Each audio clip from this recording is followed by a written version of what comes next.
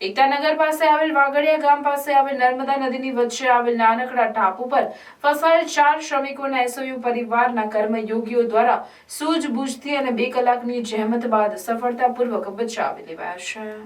બનાવની વિગત એવી છે કે નર્મદા કંટ્રોલ ઓથોરિટીના હુકમ મુજબ નર્મદા ડેમના જળ વિદ્યુત મથકો રોજ સાંજે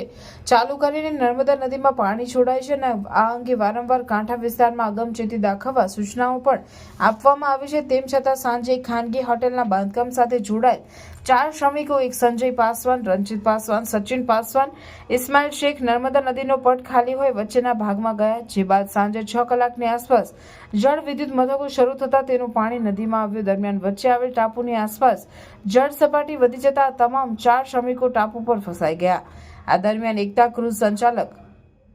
પ્રદીપ ડિસુજાને આ અંગે માહિતી મળતા તેઓ એસઓયુ સત્તામંડળના નાયબ પોલીસ અધિક્ષક રિયાઝ સરવૈયાને જાણ કરતા સરવૈયાએ સૂઝબૂઝ દાખવી હતી। કાર્યરત એસઓયુ સત્તામંડળના મહિલા પોલીસ ઇન્સ્પેક્ટર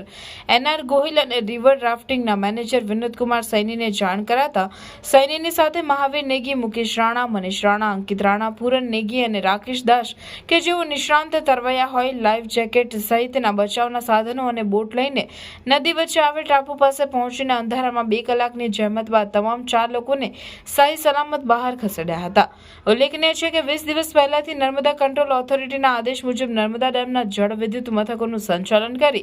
રોજ સાંજે પાણી છોડવામાં આવે છે અને આ અંગે વારંવાર નદી કાંઠે ન જવા માટે તંત્ર દ્વારા ચેતવણી આપવામાં આવી હોવા છતાં પણ આ 4 વ્યક્તિઓ નદીનો પટ ખાલી જોઈને ટાપુ પર ગયા હતા।